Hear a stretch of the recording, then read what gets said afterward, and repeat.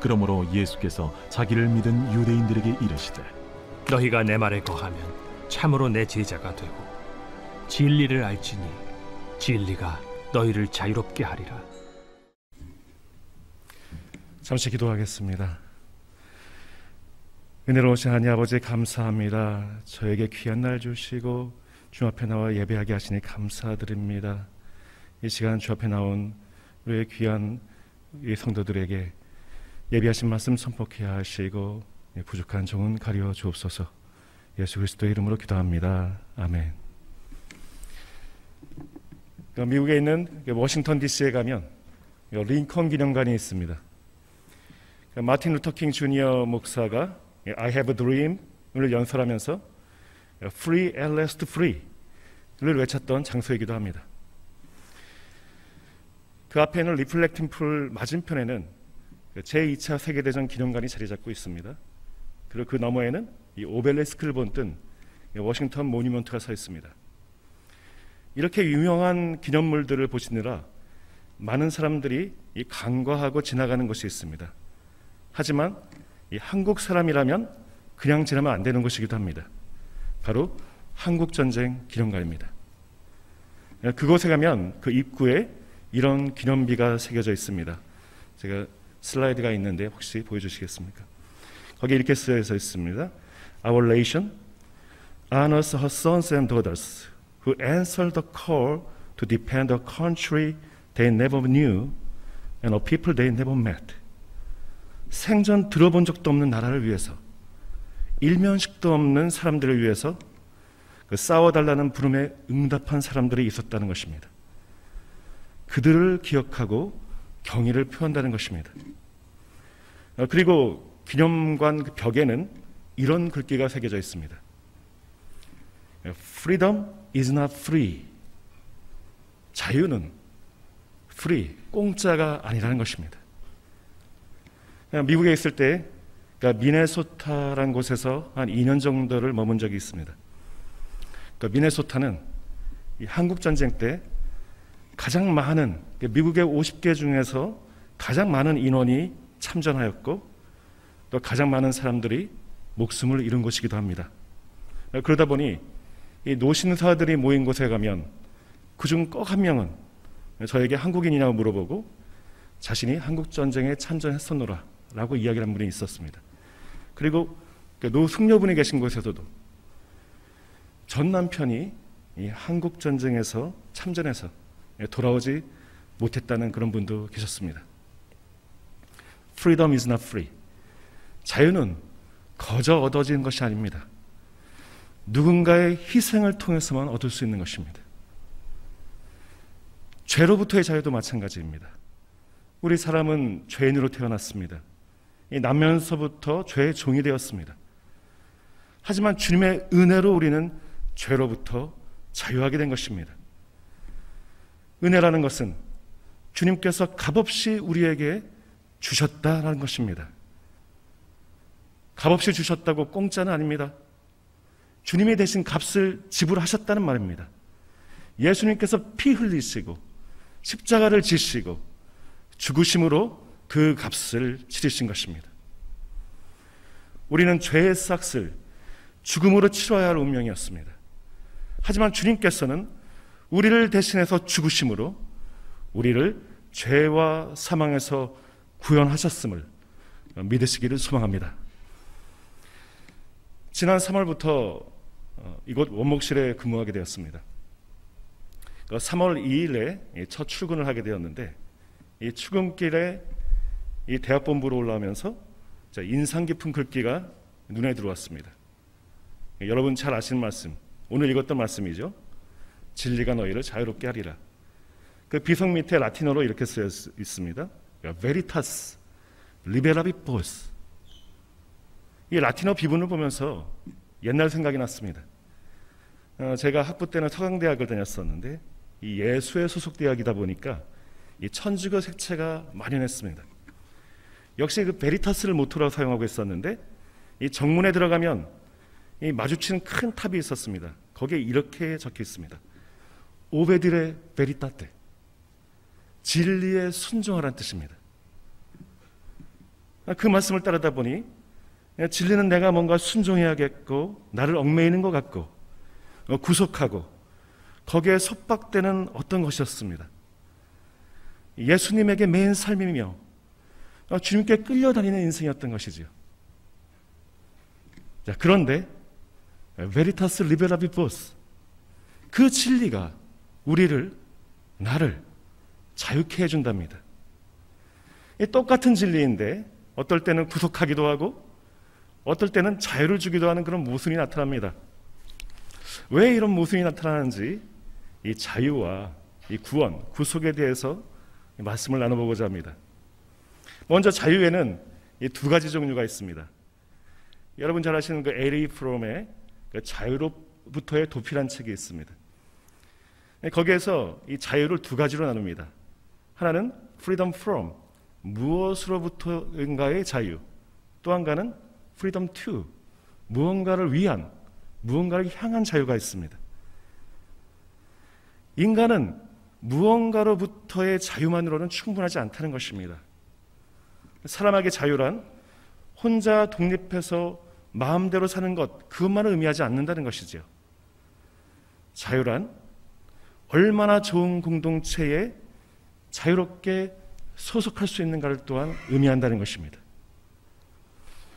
쇼생크 탈출이라는 영화가 있습니다. 오래된 영화이지만 이 명절이 되면 이 특선 영화로 자주 상영하기 때문에 이 공중파에서도 가끔은 보실 수 있을 것입니다. 그 쇼생크라는 그 감옥에 이 브룩스라는 할아버지가 등장합니다. 감옥에서 거의 평생을 보냈습니다. 감옥이 그의 인생이고 감옥이 어쩌면 제일 편한 공간이었습니다. 그런데 그에게 어느 날 가석방이 허가됩니다. 브룩스는 떠나기 싫었습니다. 떠나기가 무서웠습니다. 결국 그는 세상에 나오게 되었지만 적응할 수가 없었습니다. 이 나이든 범죄자를 받아줄 것이 만무했기 때문입니다. 그가 어떤 선택을 하냐면 다시 범죄를 저질러서 이 교도소로 돌아가고 싶어 했습니다. 하지만 그마저도 실패를 하게 되죠. 결국 그는 허름한 여관방에서 자살을 하게 됩니다. 비록 그것이 감옥일지언정 인간에게는 이 소속과 친밀한 관계가 중요하다는 것입니다. 어디든 마음대로 자유롭게 갈 수는 있지만 아무도 반겨주는 사람이 없다면 그 삶이 진정 우리가 원하는 자유는 아닐 것입니다. 누가복음 15장에 탕자의 비유가 나옵니다. 아버지에게 유산을 받고 길을 떠난 이 둘째 아들, 어디든 갈 수 있는 자유인이 되었습니다. 그러나 그가 먼 이국 땅에서 가산을 탕진하고 결국에는 돼지 사료로 배를 채우려고 해도 아무도 그에게 줄 사람이 없었습니다. 소속도 없고 반겨주는 사람 하나도 없는 사람이 된 것입니다. 그것을 자유라고 하지 않습니다. 이 탕자는 아버지 집에 속할 때에 진정 자유로울 수 있다는 것을 깨닫고 다시 돌아가게 됩니다. 우리 신앙인들은 하나님에게 속할 때에 진정한 자유가 있습니다. 너는 내 것이다 라고 말씀하신 하나님께서 우리의 주인이 되시고 우리를 떠나지도 버리지도 않으시기 때문임을 믿으시기 바랍니다. 여기에서 또 다른 자유, 무언가를 위한, 무언가를 향한 자유가 나타납니다. 더 좋은 공동체에 소속할 자유인 것이죠. 자유란 것은 이 소속의 변화를 말합니다. 죄에 속했던 우리가 아버지께 속하는 것이 바로 자유입니다. 우리는 그 자유를 다른 말로 구원이라고 부릅니다. 구원 또한 소속의 변화이기 때문입니다. 이 골로새서 1장 13절과 14절을 읽어보겠습니다. 그가 우리를 흑암의 권세에서 건져내사 그의 사랑의 아들의 나라로 옮기셨으니 그 아들 안에서 우리가 속량 곧 죄 사함을 얻었도다. 아멘. 우리는 구원을 속량 또는 구속이라고 부릅니다. 영어로 리뎀션입니다. 그러니까 리뎀션이란 말은 사실 노예 시장에서 사용하는 단어입니다. 누군가 값을 치르고 노예를 사온 것이지요. 이 노예 입장에서는 주인이 바뀐 것입니다. 아까 말씀드린 영화 쇼생크 탈출, 그 원어 제목은 쇼생크 리뎀션입니다. 방금 전에 포스트가 나오는데 그 원어 제목에 따르면 이 쇼생크 탈출이라기보다는 쇼생크 구속, 쇼생크 속량이 맞겠죠. 그런데 이 영화에서 이 주인공은 결국 탈출을 하게 됩니다. 하지만 쇼생크의 죄수들은 풀려나지 않습니다. 쇼생크 전체가 구속되거나 속량되지는 않습니다. 다만 주인공의 그 활약으로 그 악랄했던 교도소장이 바뀌고 비리가 밝혀지면서 물러나게 되죠. 그리고 새 교도소장이 오고 죄수들의 처우가 바뀌게 됩니다. 쇼생크의 주인이 바뀐 것이죠. 그게 바로 쇼생크 속량, 쇼생크 리뎀션인 것입니다. 성경에서 구속, 속량을 말할 때 그것은 해방시킨다는 뜻이 아닙니다. 주인이 하나님으로 바뀐 것, 하나님께 속한 사람이 된 것을 말한 것입니다. 구원은 소속의 변화입니다. 죄의 종이었던 우리가 자유롭게 되고 하나님께 속한 자가 된 것입니다. 오늘 우리가 읽은 본문 요한복음 8장은 우리에게 익숙한 사건으로 시작합니다. 가늠했던 여인을 유대인들이 예수님을 앞에 끌고 오는 장면으로 시작하게 되죠. 이 언뜻 보기에는 유대인들이 율법대로 이 여인을 돌려쳐 죽여야 할지 아니면 사랑으로 용서해야 할지를 예수님께 묻는 듯 보였습니다. 하지만 그들은 여인을 정죄하는 것에 관심이 없었습니다. 그들은 예수님을 시험하고 예수님을 고발하고 예수님을 죽이는 것에만 관심이 있었습니다. 만약 율법대로 이 스토닝, 이 돌로 쳐 죽이라고 한다면 그들은 예수님께 제일 먼저 돌을 지워줬을 것입니다. 먼저 치시지요. 당시 율법상 첫 번째 돌을 던지는 자가 그 사건을 책임져야 했기 때문입니다. 만일 예수님이 수락했다면 사형과 같은 중형을 로마법에서 금지하는 그 로마법을 어기는 것이 되기 때문에 고발을 당하게 될 것입니다. 만약 예수님이 그냥 거절했다면 예수님은 율법을 무시하는 이 사이비 예언자다라고 또한 고발당했을 것입니다. 예수님은 그들이 원하는 질문에 답변하지 않으십니다. 그 대신 더 본질적인 질문을 그들에게 던지십니다. 8장 7절입니다. 그들이 묻기를 맞이 아니하는지라 이에 일어나 이르시되 너희 중에 죄 없는 자가 먼저 돌로 쳐라 하시고, 무엇이 옳은가 무엇이 선한가를 묻는 것이 아니라 그것이 사건의 핵심이 아니란 것입니다. 우리는 모두 죄인이며 죄의 노예라는 사실을 깨닫는 것이 중요하다는 것입니다. 죄악된 행동을 지적하는 것이 아니라 죄악된 행동을 할 수밖에 없는 그 본질, 그 존재임을 밝혀주는 것입니다. 오늘 읽었던 본문에 이어지는 본문인 34절부터 읽어보겠습니다. 8장 34절. 예수께서 대답하시되 진실로 진실로 너희에게 이르노니 죄를 범하는 자마다 죄의 종이라. 종은 영원히 집에 거하지 못하되 아들은 영원히 거하나니 그러므로 아들이 너희를 자유롭게 하면 너희가 참으로 자유로우리라. 죄의 종이라고 합니다. 종은 선택할 의지도 능력도 없다는 것을 뜻합니다. 우리에게는 죄의 문제를 해결할 힘과 능력이 없다는 것입니다. 오직 예수님만이 죄로부터 우리를 구원하실 수 있다는 것을 오늘 이 말씀을 통해서 말하고 계십니다. 진리를 알지니 진리가 너희를 자유롭게 하리라. 여기서 진리는 무엇입니까? 첫 번째, 우리는 모두 죄인이라는 것입니다. 그리고 두 번째로, 우리의 힘으로는 죄로부터 자유로울 수 없다는 것입니다. 그리고 세 번째로 예수 그리스도만이 우리를 죄에서 구원하신다는 것입니다. 이 진리를 바울은 그의 로마서에서 이렇게 표현합니다. 로마서 6장 16절부터 조금 길지만 같이 읽겠습니다. 너희 자신을 종으로 내주어 누구에게 순종하든지 그 순종함을 받은 자의 종이 되는 줄을 너희가 알지 못하느냐? 혹은 죄의 종으로 사망에 이르고 혹은 순종의 종으로 의에 이르느니라. 하나님께 감사하리로다. 너희가 본래 죄의 종이더니 너에게 전해준 바 곧 교훈의 본을 마음으로 순종하여 죄로부터 해방되어 의에게 종이 되었느니라. 너희 육신이 연약함으로 내가 사람의 예대로 말하노니 전에 너희가 너희 지체를 부정과 불법에 내주어 불법에 이른 것 같이 이제는 너희 지체를 의에게 종으로 내주어 거룩함에 이르라. 너희가 죄의 종이 되었을 때에는 의에 대하여 자유로웠느니라. 너희가 그때에 무슨 열매를 얻었느냐? 이제는 너희가 그 일을 부끄러워하나니 이는 그 마지막이 사망임이라.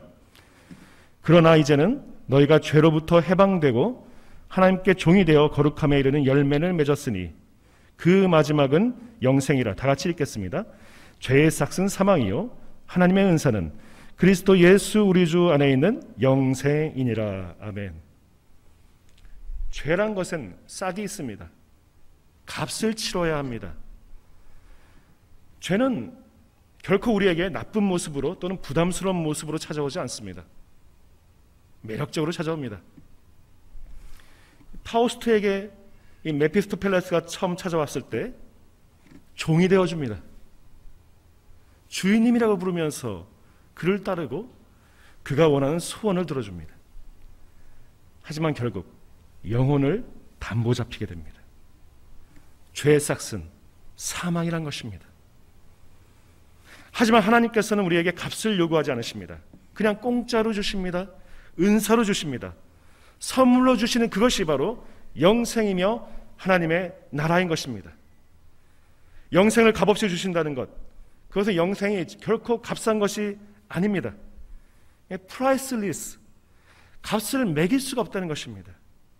너무 비싸기 때문에 그냥 공짜로 주신 것입니다. 인간의 능력으로는 지불할 능력이 없기 때문입니다. 그래서 하나님께서 대신 그 값을 지불하십니다. 그 값이 바로 예수 그리스도의 십자가인 것입니다. 예수 그리스도의 십자가는 우리의 소속을 죄에서 하나님으로 바꿔주심을 믿으시기 바랍니다. 우리가 하나님께 속해 있으면 하나님 나라의 백성이 되는 것입니다. 이 땅에서 사는 동안에도 하나님 나라의 백성이고 죽어서도 하나님 나라의 백성이 됩니다. 예전에 개봉한 이 모가디슈라는 영화가 있습니다. 작년에 개봉했는데 이 모가디슈는 이 소말리아 수도의 이름이기도 하죠. 이 영화에서 보면 이 소말리아에 내전이 터집니다. 그러자 세계 주요 나라들이 이 자국민을 보호하기 위해서 이 비행기를 보내가지고 자국민을 본국으로 데려오는 것을 볼 수 있습니다. 영화에서는 대한민국 대사관에서 북한 대사관 사람들을 그 탈출을 돕기 위해 그들을 전향자인 것처럼 속입니다. 그리고 서로 도와서 함께 이 소말리아를 탈출한다는 것, 그것을 이야기의 기본 주제로 삼고 있습니다. 여기서 이 탈출의 결정적인 조건이 있습니다. 그것은 소속입니다. 개인의 능력이나 조건은 아무 상관이 없습니다. 오로지 어느 나라 소속인가, 거기에 따라 탈출이 결정이 됩니다. 구원은 나의 능력으로 조건으로 받는 것이 아닙니다. 소속이 바뀌어야 하는 것입니다. 그 소속을 바꿔주신 분이 바로 예수 그리스도인 것입니다. 우리는 이 세상에 살지만 우리의 소속은 천국임을 믿으시기 바랍니다. 우리의 소속이 천국이라는 것은 우리는 하나님 나라의 백성이라는 것입니다. 여기에 구원의 핵심이 있습니다. 구원이란 그저 죽은 다음에 천국 가는 것을 의미하지 않습니다. 구원이 그저 천국 가는 것만 의미한다면 이 세상의 삶은 의미가 없을 것입니다. 하지만 구원이 소속이 바뀌는 것이라면 이 세상을 사는 동안에도 우리는 하나님의 백성으로 살아가게 되는 것입니다. 예수 그리스도가 우리의 주인이 되심을 인정하면서 주님의 뜻을 따라 살 때 신실하신 하나님께서 자신들의 백성을 책임져 주실 것입니다. 22절 말씀처럼 그러나 이제는 너희가 죄로부터 해방되고 하나님께 종이 되어 거룩함에 이르는 열매를 맺었으니 그 마지막은 영생이라. 우리가 이 땅에서 예수 그리스도만이 우리를 구원하시며 자유를 주신다는 진리를 알게 될 때 우리는 죄로부터 해방되게 될 것입니다. 우리가 이 땅에서 하나님의 종이 되어 순종하며 살 때에 우리는 성령의 거룩한 열매를 맺게 될 것입니다. 우리를 향한 주님의 뜻이 우리가 죽음을 딛고 도달할 하늘나라에서 이루어지고 그와 동시에 이 땅에서도 이루어질 것입니다. 진리가 우리를 자유케 하면서 우리의 소속이 천국으로 바뀔 것입니다. 우리가 진리에 순종하면 하나님의 나라가 이 땅에 임할 것입니다. 영생을 양속받은 우리 모두 이 땅에서 주님의 백성으로 주님과 동행하며 살아가시기를 주님의 이름으로 축원합니다. 기도하겠습니다.